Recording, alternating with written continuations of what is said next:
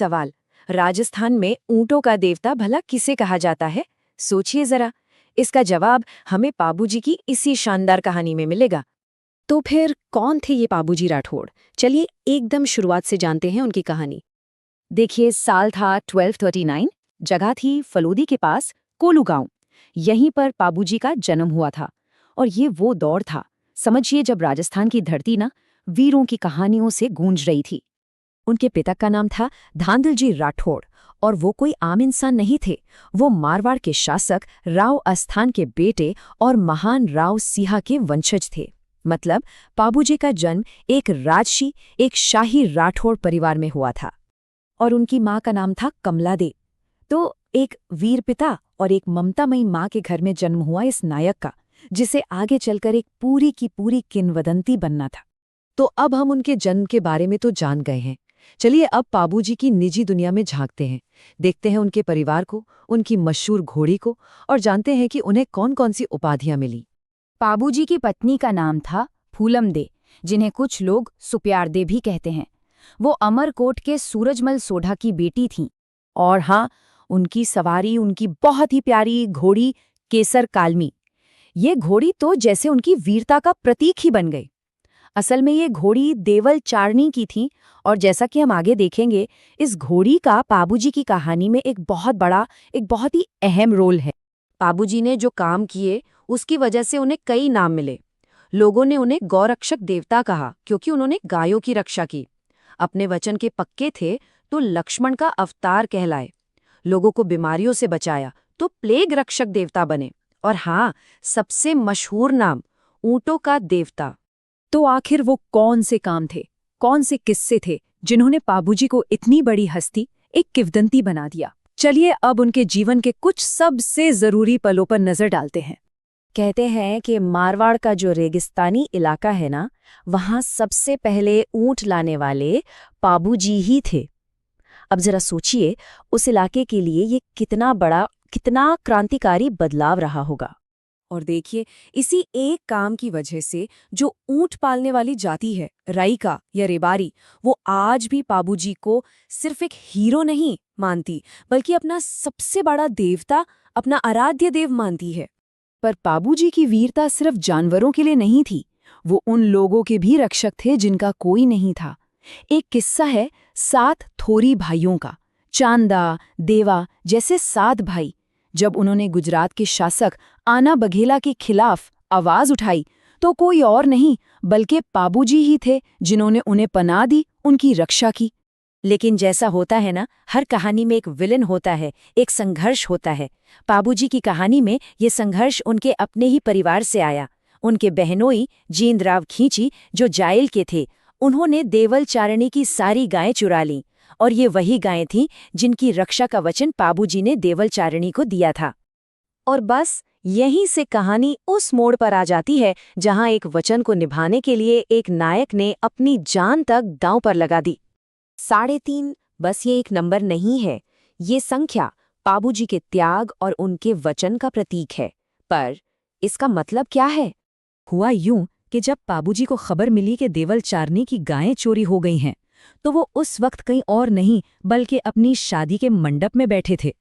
उन्होंने सिर्फ 3.5 फेरे, जी हाँ, सिर्फ 3.5 फेरे ही लिए थे, और अपना वचन निभाने के लिए वो शादी बीच में ही छोड़कर उठ खड़े हुए। वो सीधे पहुंचे देचू गांव। वहां उन्होंने जींदराव खींची का सामना किया और उन गायों की रक्षा करते करते वीर गति को प्राप्त हुए, अपना सबसे बड़ा बलिदान दिया। आज भी देचू गांव में जो उनकी समाधि है, वो उनके इस महान त्याग की कहानी कहती है।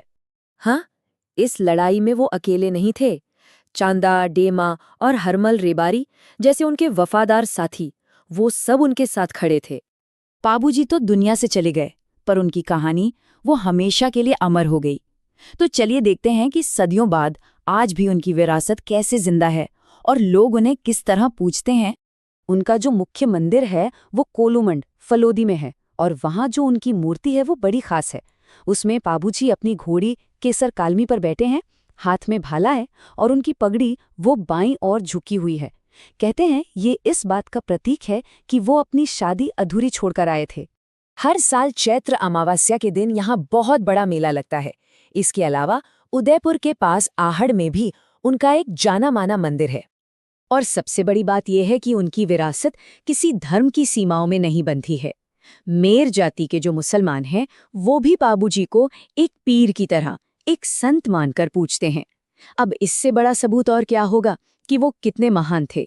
उनकी कहानी को जिंदा रखने की दो बहुत ही खूबसूरत परंपराएं हैं। एक हैं बाबूजी के पवाड़े। ये उनकी वीरता के गीत हैं जिन्हें नायक और रिबारी जाति के लोग माठ नाम के बाजे पर गाते हैं। और दूसरी है बाबूजी की फड़। ये एक बहुत बड़े कपड़े पर बनी पेंटिंग होती है जिसमें उनकी पूरी कहानी होती है और नायक जाति के भोपे रावण हत्था बजाते हुए उस कहानी को सुनाते हैं। तो ये तो हुई लोक परंपराएं, पर इनके अलावा बाबूजी की कहानी को किताबों में, साहित्य के पन्नों पर भी हमेशा के लिए दर्ज कर दिया गया है। बाबू प्रकाश जैसी कई बड़ी बड़ी किताबें लिखी गईं जिन्होंने उनकी इस वीर गाथा को एक पीढ़ी से दूसरी पीढ़ी तक पहुंचाया।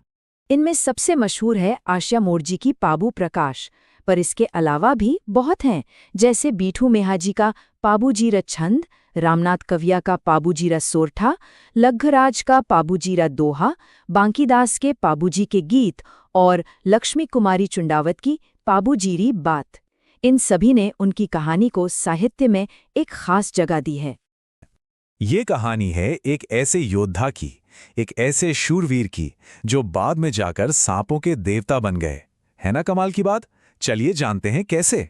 अच्छा, तो कहानी में आगे बढ़ने से पहले ये जानना तो जरूरी है ना कि आखिर गोगाजी चौहान थे कौन।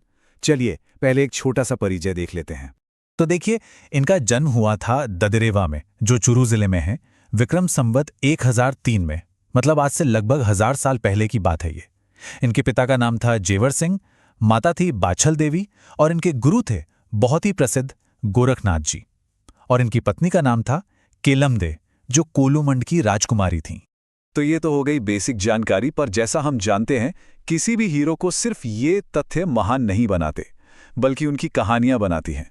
और गोगाजी की जो कथाएं हैं ना, वो तो सच में असाधारण हैं।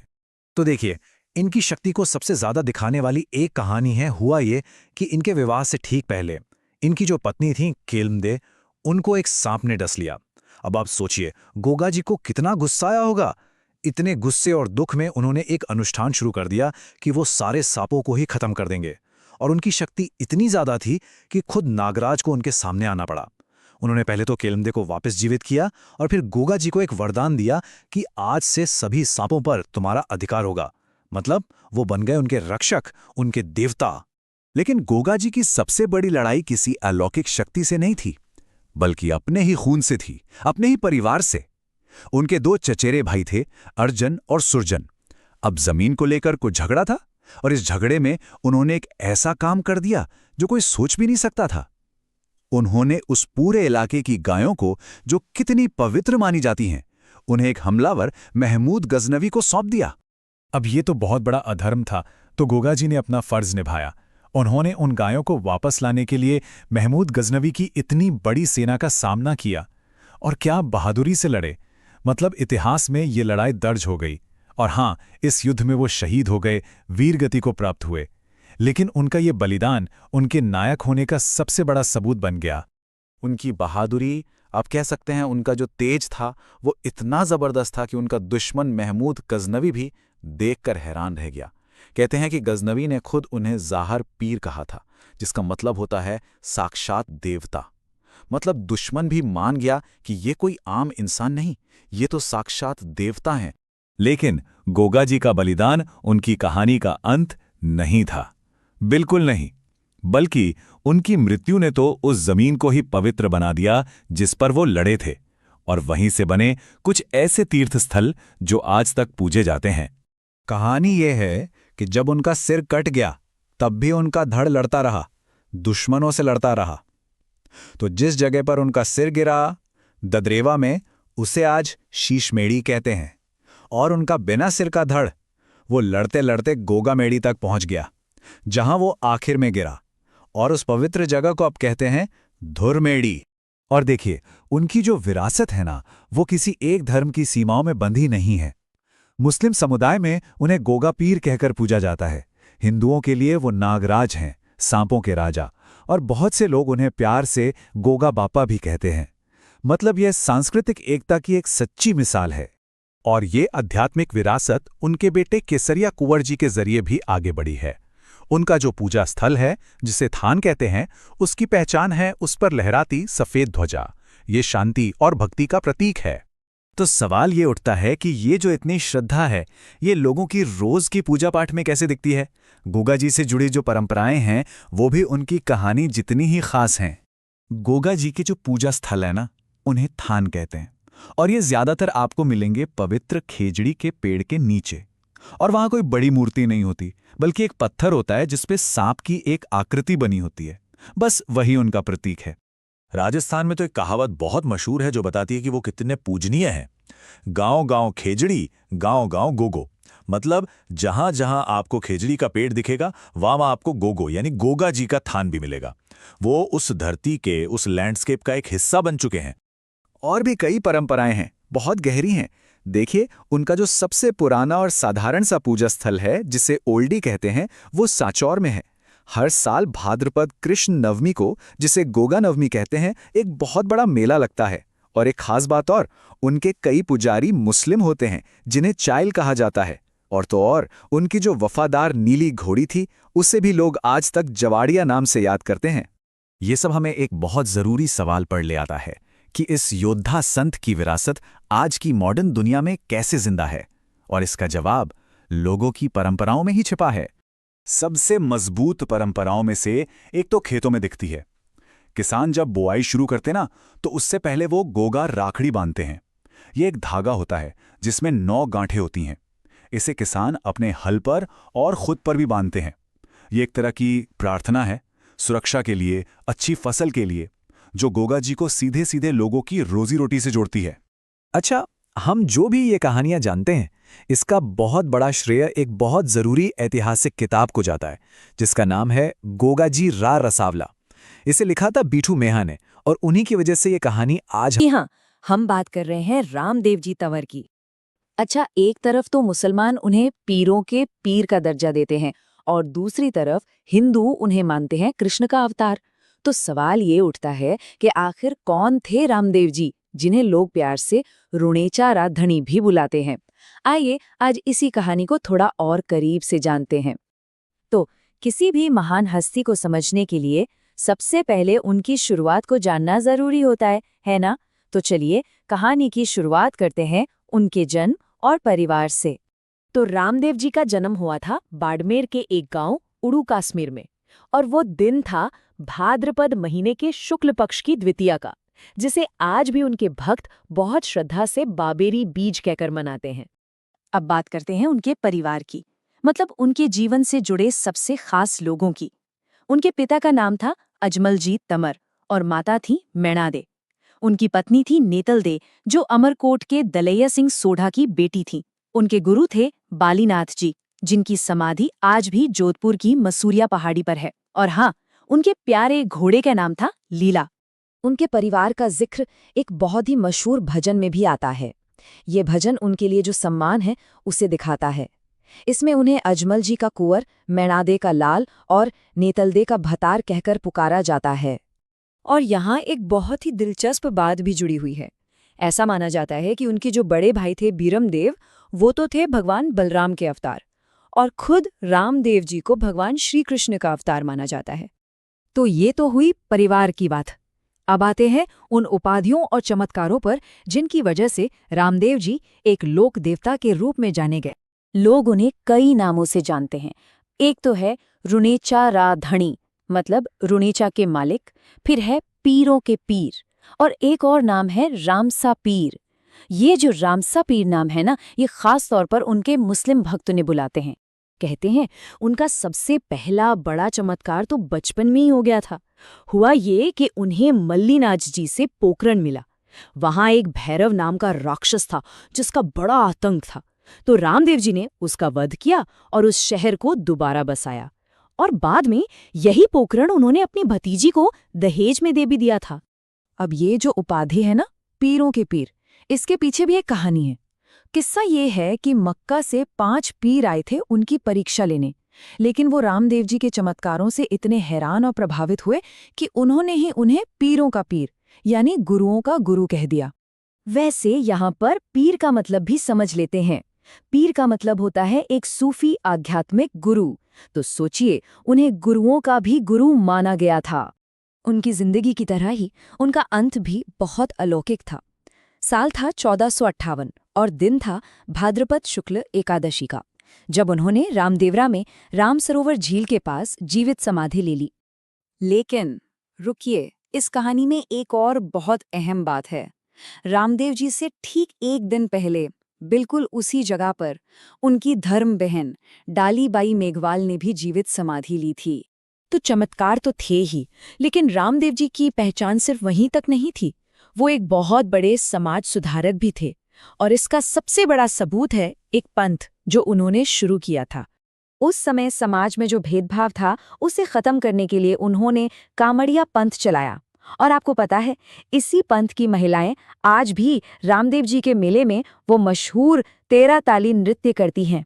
चलिए, अब जरा उनके मुख्य मंदिर और उस बड़े मेले की बात करते हैं जो हर साल उनकी याद में लगता है। ये है उनका मुख्य मंदिर। ये जैसलमेर के रुणेचा गांव में है, और अब इस जगह को ही रामदेवरा कहा जाने लगा है। इस मंदिर की एक बहुत खास पहचान है, ये 5 रंगों वाली ध्वजा। इस पंचरंगी ध्वजा को नेजा कहते हैं। यहाँ हर साल भाद्रपद शुक्ल द्वितीया से लेकर एकादशी तक एक बहुत बड़ा मेला लगता है। और सबसे खास बात क्या है पता है? ये मेला राजस्थान में हिंदू मुस्लिम एकता मतलब सांप्रदायिक सद्भाव का सबसे बड़ा मेला माना जाता है। यहाँ दोनों धर्मों के लोग बड़ी संख्या में आते हैं। अच्छा, रामदेव जी की भक्ति से जुड़ने के लिए कुछ खास शब्द और परंपराएं हैं जिन्हें समझना बड़ा जरूरी है। जैसे कि रामदेव जी के मंदिर को देवरा कहते हैं। मंदिर में उनके पैरों के निशान यानी चरण चिन्हों की पूजा होती है, जिन्हें कहते हैं पगलिए। और जो रात भर जागरण होता है उसे जम्मा कहा जाता है। इसी तरह कुछ और शब्द भी हैं। उनके जो मेघवाल जाति के भक्त हैं उन्हें रिखिया कहते हैं।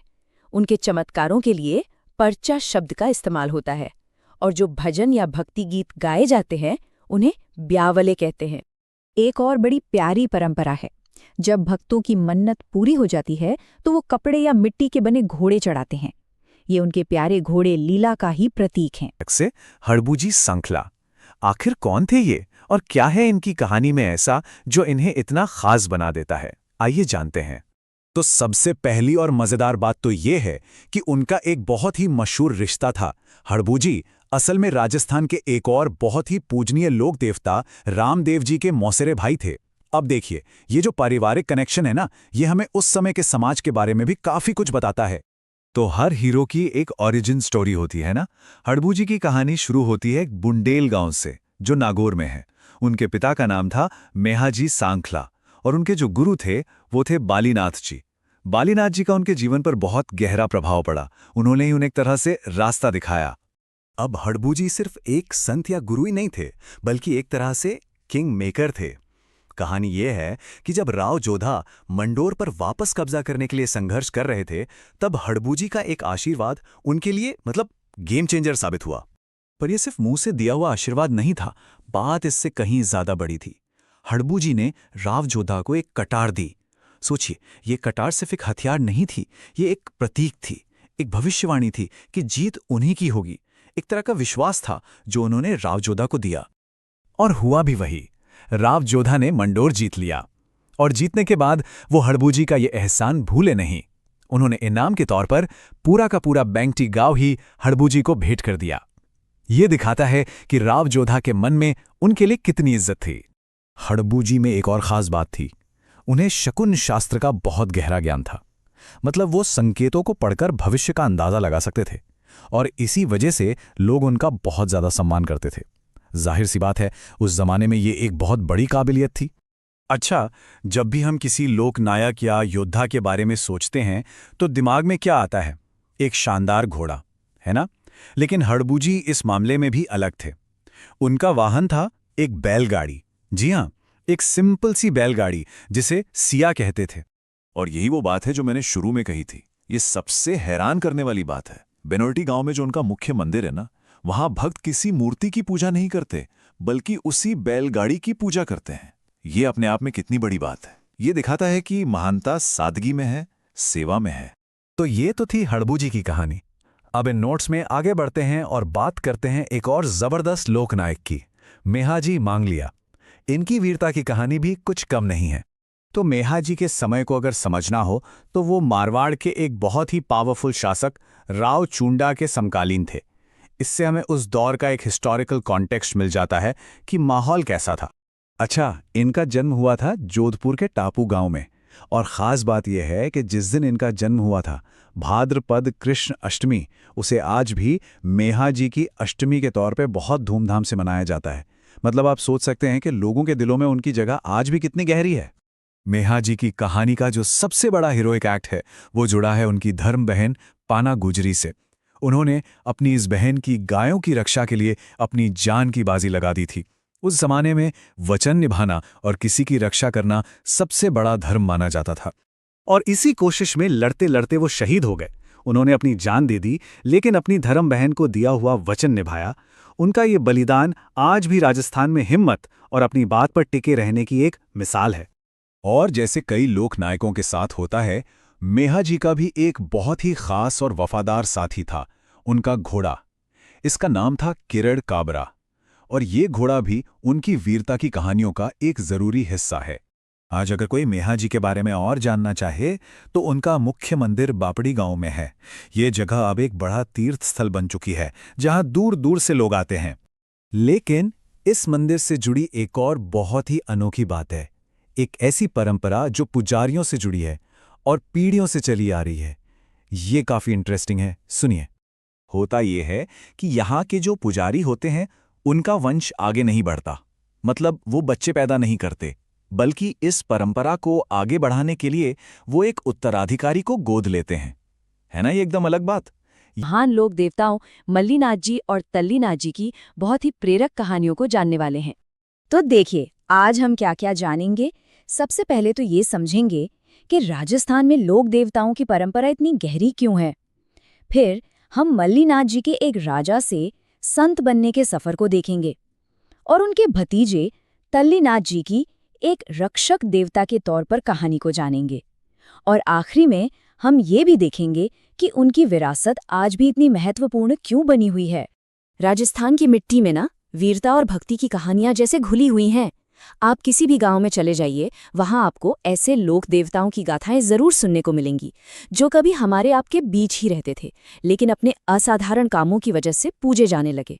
असल में ये परंपरा यहाँ की संस्कृति की आत्मा है। तो चलिए सबसे पहले उस राजा की कहानी जानते हैं जिसने अपनी राजगद्दी छोड़कर संत का मार्ग चुन लिया। जी हाँ, हम बात कर रहे हैं मारवाड़ के गौरव मल्लीनाथ जी की। इस तस्वीर को जरा देखिए।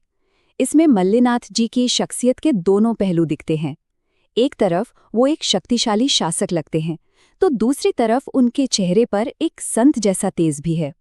ये चित्र उनके जीवन में आए बदलाव को बहुत ही खूबसूरती से दिखाता है ना? मल्लीनाथ जी का जन्म मारवाड़ की एक बहुत ही प्रतिष्ठित राठौड़ वंश में हुआ था। उनके पिता राव सलखा महेवा के शासक थे और उनके दादा राव तीड़ा वो भी एक बड़े वीर योद्धा थे। मतलब आप कह सकते हैं कि शासन और वीरता तो उन्हें विरासत में ही मिली थी। लेकिन देखिए, कहानी में एक दिलचस्प मोड़ यहीं आता है। अपनी पत्नी रूपादे की भक्ति से वो इतने प्रेरित हुए कि उन्होंने सारे राजसी सुख सुविधाओं को छोड़ दिया। उन्होंने उगमसी भाटी जी को अपना गुरु बनाया और एक शासक से योगी बनने की कठिन साधना शुरू कर दी। और उनकी विरासत वो आज भी राजस्थान की संस्कृति में पूरी तरह से जीवंत है।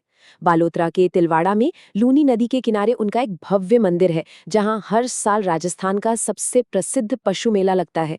इतना ही नहीं, बाड़मेर का पूरा मलानी इलाका उन्हीं के नाम से जाना जाता है। और हाँ, उन्होंने कुंडा पंथ नाम की एक आध्यात्मिक परंपरा की भी नींव रखी थी। ये देखिए, एक तरफ तिलवाड़ा में उनका वो भव्य मंदिर है और दूसरी तरफ उस विशाल पशु मेले की रौनक। ये मेला आज भी इस इलाके का सबसे बड़ा सांस्कृतिक आयोजन माना जाता है। ये उनकी लोकप्रियता का जीता जागता सबूत है। मल्लीनाथ जी की कहानी तो अद्भुत थी ही, लेकिन उनके परिवार में एक और महान आत्मा ने जन्म लिया। अब हम बात करने वाले हैं तल्लीनाथ जी की, जिन्हें लोग बहुत प्यार से रक्षक देवता कहकर पुकारते हैं। तो इन दोनों लोक देवताओं के बीच एक बहुत गहरा पारिवारिक रिश्ता था। तल्लीनाथ जी असल में मल्लीनाथ जी के छोटे भाई वीरमदेव के बेटे थे, मतलब चाचा और भतीजे दोनों ही अपनी अपनी जगह लोक देवता के रूप में पूजे गए। अच्छा, तल्लीनाथ जी का जो असली नाम था वो था गांगदेव राठौड़, और वो जोधपुर के शेरगढ़ ठिकाने के सामंत हुआ करते थे।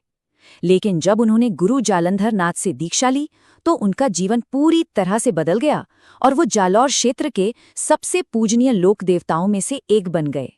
उन्हें एक बहुत ही खास नाम दिया गया है, ओरण का देवता। अब ये ओरण क्या होता है? ये मंदिर के आसपास का वो पवित्र जंगल होता है जहां एक भी पेड़ या पौधा काटना पूरी तरह से मना है, पाप माना जाता है। जरा सोचिए, सदियों पहले उन्होंने प्रकृति को बचाने का कितना गहरा संदेश दिया था। और लोगों का एक अटूट विश्वास है कि अगर किसी को कोई जहरीला जीव जंतु काट ले तो बस तल्लीनाथ जी के नाम का एक धागा बांधने से ही जहर का असर खत्म हो जाता है। शायद यही वजह है कि आज भी लोग हर मुश्किल में उन्हें याद करते हैं और वे एक सच्चे रक्षक देवता के रूप में पूजे जाते हैं। और ये है जालोर के पाछोटा गांव में बना उनका पवित्र मंदिर। ये शांत और पवित्र जगह आज भी हजारों श्रद्धालुओं के लिए आस्था और उम्मीद का एक बहुत बड़ा केंद्र है। तो हमने चाचा और भतीजे मल्लीनाथ जी और तल्लीनाथ जी दोनों की कमाल की कहानियों को जाना। चलिए अब एक नज़र डालते हैं कि इन दोनों की विरासत एक दूसरे से कितनी मिलती जुलती है और कितनी अलग भी। तो अगर हम संक्षेप में देखें तो मल्लीनाथ जी एक राजा थे जो संत बने। उनकी पहचान तिलवाड़ा के विशाल मेले और कुंडा पंथ से जुड़ी है। वहीं दूसरी ओर उनके भतीजे तल्लीनाथ जी एक सामंत थे जो जालौर में प्रकृति के रक्षक यानी ओरण के देवता और जहरीले जीवों से बचाने वाले के रूप में मशहूर हुए। आखिर वीर तेजा जी की। तो चलिए एक सवाल से शुरुआत करते हैं। आखिर वो कौन से लोक नायक हैं जिन्हें एक तरफ सांपों का रक्षक माना जाता है तो दूसरी तरफ कृषि का देवता भी कहा जाता है? तो इस कहानी को समझने के लिए सबसे पहले उनके परिचय से शुरू करते हैं। कौन थे वीर तेजा जी, कहाँ से थे, चलिए जानते हैं। तो देखिए, तेजा जी का जन्म हुआ था 1073 ईस्वी में नागौर के खडनाल गांव में। वो एक जाट परिवार से थे, धौलिया गोत्र के। पिता का नाम था ताहर जी और माता थीं रामकुमरी। उनका विवाह हुआ पेमलदे से, जो अजमेर के पनेर की थीं। और हाँ, उनकी एक बहुत प्रिय घोड़ी थी, लीलन। ये कुछ नाम हैं जो इस कहानी में बार बार आएंगे, तो इन्हें जरा ध्यान में रखिएगा। लेकिन ये तो सिर्फ कुछ तथ्य हैं। तेजा जी की असली पहचान तो इन सब से कहीं गहरी है। ये जुड़ी है कुछ खास प्रतीकों और लोगों की गहरी आस्था से। अब जब भी तेजा जी का जिक्र होता है तो मन में एक तस्वीर बनती है ना? घोड़े पर सवार एक वीर, हाथ में तलवार और एक सांप उनकी जीभ को डस रहा है। हाँ, सुनने में ये थोड़ा अजीब जरूर लग सकता है, पर असल में यही तस्वीर उनके सबसे बड़े गुण की निशानी है, अपने वचन के पक्के होने की। और देखिए, उनकी भक्ति कितनी गहरी है कि इससे जुड़े कुछ खास शब्द भी हैं। जैसे जो पुजारी सांप के काटने का इलाज करते हैं उन्हें घोड़ला कहते हैं, और जिस चबूतरे पर उनकी पूजा होती है उसे थान के नाम से जाना जाता है। और यहीं से हम कहानी के सबसे अहम हिस्से पर पहुंचते हैं, तेजाजी की वीरता और उनके उस बलिदान की कथा पर, जो सदियों बाद भी लोगों को प्रेरणा देती है। तो सवाल ये उठता है कि वो वचन आखिर था क्या? देखिए, हुआ यूं कि लाछा गुजरी नाम की एक महिला थी। उनकी गायों को मेर इलाके के मीणाओं ने चुरा लिया था। तब तेजाजी ने वचन दिया, प्रण लिया कि वो उन गायों को हर हाल में छुड़ा कर लाएंगे। और उन्होंने अपना वो प्रण निभाया भी। एक जबरदस्त युद्ध हुआ। कहते हैं तेजाजी दुश्मनों से भिड़ गए। वो गायों को तो बचा लाए, लेकिन इस लड़ाई में वो बुरी तरह घायल हो गए थे। और आखिरकार अजमेर के पास सुरसुरा नाम की जगह पर वो वीरगति को प्राप्त हुए। वो दिन था भाद्रपद शुक्ल दशमी का। आज भी इस दिन को तेजा दशमी के तौर पर मनाया जाता है। और देखिए विडंबना, उनकी मौत की खबर घर तक कौन लेकर पहुंचा? उनकी वफादार घोड़ी लीलन। ये खबर सुनकर उनकी पत्नी पेमलदे ये सदमा बर्दाश्त नहीं कर पाईं और सती हो गईं। अपने वचन और धर्म के लिए दिए गए इसी बलिदान की वजह से तेजाजी को कई और नाम मिले, ऐसे उपनाम जो समाज में उनके ऊंचे दर्जे को दिखाते हैं। तो उन्हें क्या क्या कहा जाने लगा? क्योंकि वो सांपों से रक्षा करते थे तो कहलाए सर्प रक्षक देवता, काला और बाला जैसी बीमारियों से बचाने वाले देवता भी माने गए। उन्हें धौलिया वीर भी कहा गया। और हाँ, किसानों के लिए तो वो बन गए कृषि उपकारक देवता, यानी वो देवता जो खेती किसानी में सबकी मदद करते हैं। और खेती से उनका जुड़ाव बस नाम का नहीं है, ये बहुत गहरा है। आज भी जब किसान अपने खेतों में बुआई करते हैं तो अच्छी फसल की कामना के साथ उनके सम्मान में खास गीत गाते हैं, जिन्हें तेजा गीत या तेजा टेर कहा जाता है। तो सवाल उठता है कि सदियों बाद भी आज तेजा जी की विरासत कैसे जिंदा है। खैर, इसका जवाब हमें मिलता है उनके मंदिरों में और उस सम्मान में जो उन्हें आज भी दिया जाता है। ये कोई छोटी बात नहीं है कि उनके महत्व को राष्ट्रीय स्तर पर भी पहचान मिली। साल 2011 में भारत सरकार ने वीर तेजाजी के सम्मान में 5 रुपए का एक डाक टिकट भी जारी किया था। उनका जो सबसे मुख्य मंदिर है वो परबतसर में है। ये जगह अब राजस्थान के डीडवाना कुचामन जिले में आती है और कहना गलत नहीं होगा कि ये जगह उनके भक्तों के लिए आस्था का सबसे बड़ा केंद्र है। और इस मंदिर का इतिहास भी बड़ा दिलचस्प है। कहते हैं कि यहाँ जो मूर्ति स्थापित है उसे सदियों पहले सुरसुरा से परबतसर लाया गया था, महाराजा अभय सिंह के शासनकाल में। और एक और कमाल की बात, आज भी पूरे भारत में अगर कहीं तेजाजी का कोई नया मंदिर बनता है तो उसकी जागती जोत, मतलब वो पवित्र अखंड लौ, उनके बलिदान स्थल सुरसुरा से ही लाई जाती है। सोचिए कितनी गहरी परंपरा है ये। परबतसर तो मुख्य मंदिर है ही, पर इसके अलावा भी कई जगह हैं जो तेजाजी की कहानी से सीधे सीधे जुड़ी हुई हैं। जैसे सुरसुरा, वो जगह जहां उन्होंने अपने प्राण त्यागे। सैंदरिया, जहां उन्हें सांप ने डसा था। फिर है भावता, ये भी एक जरूरी मंदिर है। और बांसी दुगारी, जिसे उनकी कर्मस्थली माना जाता है। और हाँ, परबतसर में उनके नाम पर एक बहुत बड़ा पशु मेला भी लगता है, जो उनकी विरासत का एक जीता जागता सबूत है। शिक्षाएं और उनकी विरासत को ना थोड़ा और करीब से समझते हैं। तो आज हम क्या क्या देखने वाले हैं? देखिए, सबसे पहले तो ये जानेंगे कि देवनारायण जी कौन थे। फिर उनके देवीय गुणों और मान्यताओं पर बात करेंगे। उसके बाद उनका मुख्य मंदिर और मेला देखेंगे। फिर वो जो प्रसिद्ध फड़ परंपरा है ना, उसको समझेंगे। और हाँ, उन्हें जो राष्ट्रीय सम्मान मिला है उस पर भी एक नजर डालेंगे। और आखिर में उनसे जुड़े बाकी पवित्र स्थलों को भी जानेंगे। तो सबसे पहले ये जानना जरूरी है कि आखिर देवनारायण जी कौन थे और उनका परिवार कैसा था। ये देखिए, ये है देवनारायण जी का एक कलात्मक चित्रण। आप देख सकते हैं उनकी दिव्य आभा इसमें कितनी साफ झलक रही है। अच्छा, अब जरा उनके जीवन से जुड़ी कुछ खास बातों पर नजर डालते हैं। उनका जन्म हुआ था भीलवाड़ा के आसींद में गोठ दंडावत नाम की जगह पर। उनके पिता का नाम था सवाई भोज और माता का नाम था सेडू खटानी। उनकी पत्नी का नाम पीपल दे था। और एक मजेदार बात, उनके बचपन का नाम पता है क्या था? उदय सिंह। अब आते हैं उनके व्यक्तित्व के उस पहलू पर जो उन्हें एक देवता का दर्जा देता है, मतलब उनकी दैवीय विशेषताएं और उनसे जुड़ी जो मान्यताएं हैं उन पर। देखिए, उन्हें भगवान विष्णु का अवतार माना जाता था। वे हमेशा अपने घोड़े लीलागर पर सवार रहते थे। वो बगड़ावत कुल के नागवंशीय गुर्जर थे। और जो बात उन्हें सबसे अलग करती थी वो थी आयुर्वेद और औषधि विज्ञान की उनकी गहरी समझ। और उनकी शिक्षाएं भी बड़ी दिलचस्प थीं। उन्होंने ना प्राकृतिक चीजों पर बहुत जोर दिया। गोबर और नीम के औषधीय महत्व को उन्होंने ही समझाया, जो ये बताता है कि उन्हें आयुर्वेद का कितना गहरा ज्ञान था। अच्छा, उनकी पूजा का एक तरीका तो बहुत ही अनोखा है। उनके मंदिरों में मूर्ति तो होती ही है, पर उसके साथ साथ साधारण ईंटों की भी पूजा की जाती है। ये सादगी में पवित्रता का प्रतीक है। सच में ये बहुत ही अलग प्रथा है। चलिए, अब आपको उन जगहों पर ले चलते हैं जहां उनकी भक्ति आज भी पूरे जोरों पर है, यानी कि उनका मुख्य मंदिर और वहां लगने वाला भव्य मेला। तो ये जो मंदिर आप देख रहे हैं ना, ये उनका मुख्य मंदिर है, जो असल में उनके पिता सवाई भोज को समर्पित है। ये खारी नदी के किनारे आसींद में है और भक्तों के लिए एक बहुत बहुत महत्वपूर्ण तीर्थस्थल है। और हर साल यहाँ एक बहुत बड़ा मेला लगता है। हजारों लाखों की तादाद में भक्त यहाँ इकट्ठा होते हैं। ये मेला हिंदू कैलेंडर के हिसाब से भाद्रपद महीने की शुक्ल पक्ष की सप्तमी को लगता है।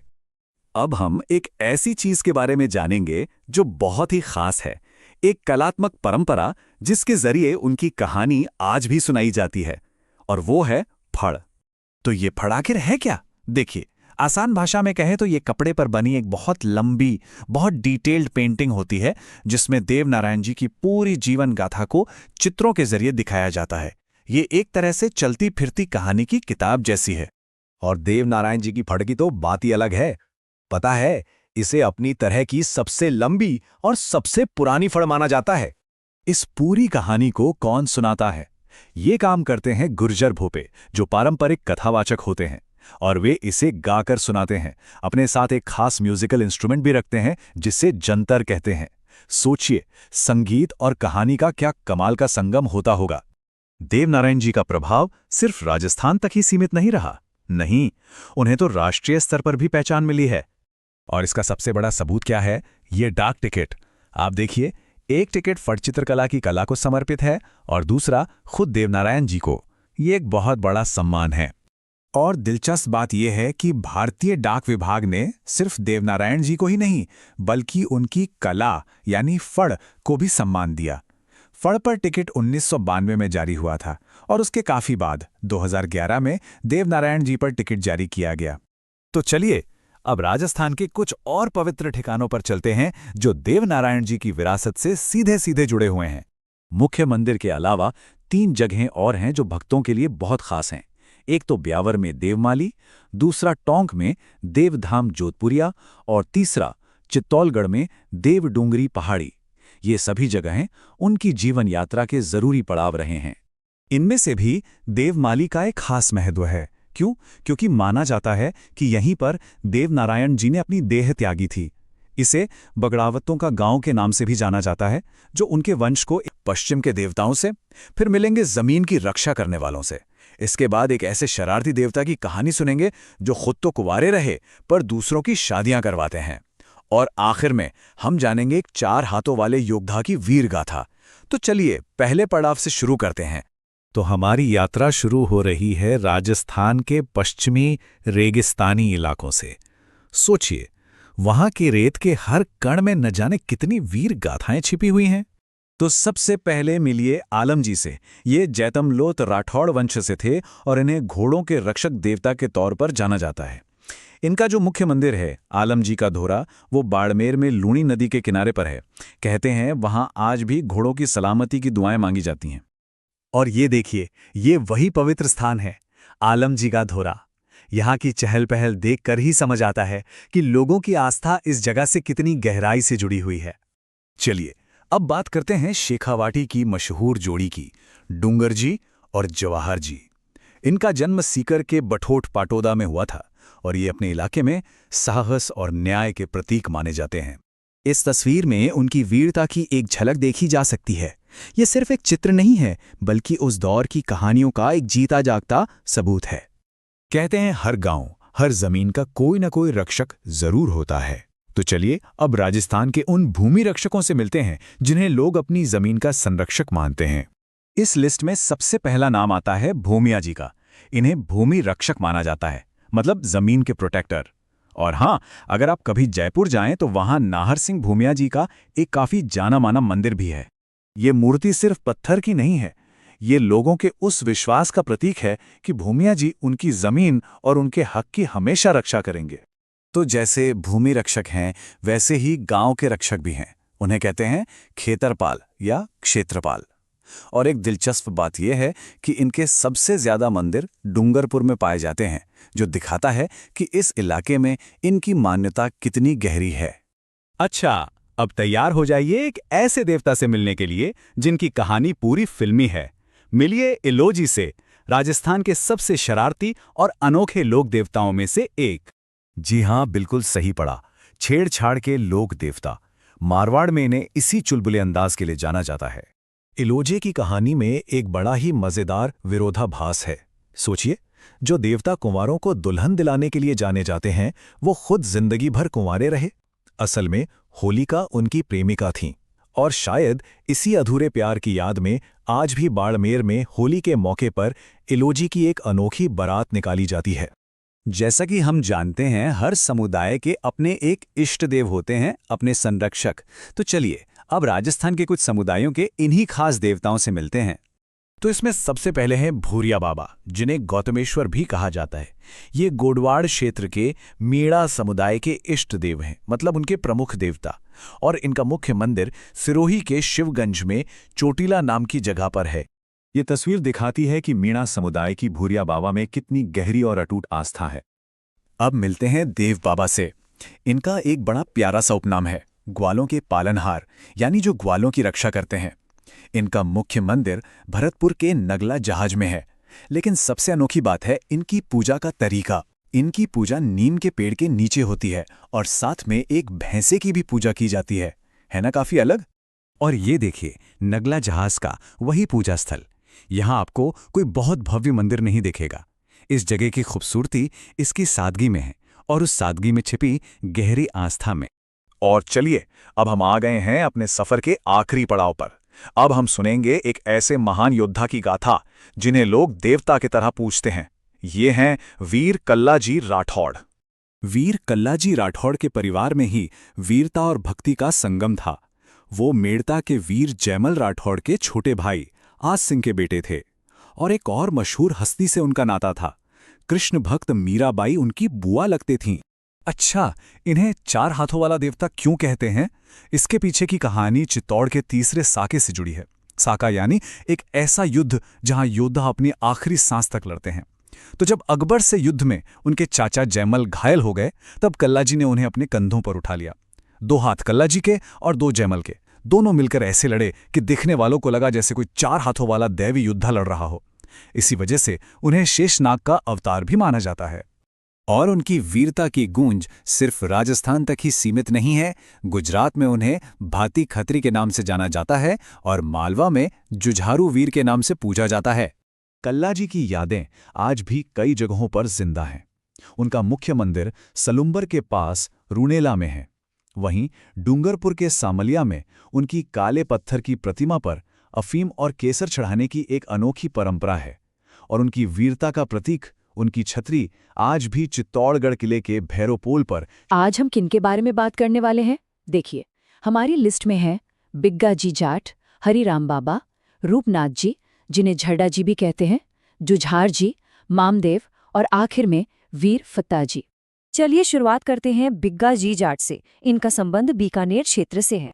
तो बिग्गा जी के बारे में 2 खास बातें हैं जो हमें पता होनी चाहिए। पहली, इनका जन्म बीकानेर के रीडी गांव में हुआ था और दूसरी, ये जाखड़ समाज के लोक देवता के रूप में पूजे जाते हैं। अब आगे बढ़ते हैं और चलते हैं नागौर। यहाँ हम बात करेंगे हरिराम बाबा की। और ये जो आप देख रहे हैं, ये है झोड़ा गांव में हरिराम बाबा का मुख्य पूजा स्थल। यहाँ पूजा का तरीका काफी अलग और दिलचस्प है। देखिए, इनके बारे में जो सबसे जरूरी बात है वो ये कि इनका जन्मस्थान, इनकी समाधि और इनका मंदिर तीनों एक ही जगह पर हैं, नागौर के झोरड़ा गांव में। और दूसरी अनोखी बात, इनके मंदिर में किसी मूर्ति की पूजा नहीं होती, बल्कि एक सांप की बाम्बे की पूजा होती है। अब बात करते हैं रूपनाथ जी की, जिन्हें झरडा जी के नाम से भी जाना जाता है। तो ये कौन थे? ये प्रसिद्ध लोक देवता पाबू जी के बड़े भाई बुढ़ो जी के बेटे थे। इन्होंने जिंदराव खींची को मारकर अपने चाचा पाबू जी की हत्या का बदला लिया था। इनका मुख्य मंदिर फलौदी के पास कोलूमंड में है।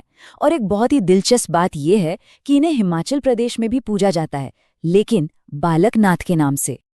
चलिए अब राजस्थान के शेखावाटी इलाके की तरफ चलते हैं और जानते हैं वहां के एक प्रमुख देवता जुझार जी के बारे में। ये जो तस्वीर है, ये जुझार जी को समर्पित एक थान यानी छोटे मंदिर की है।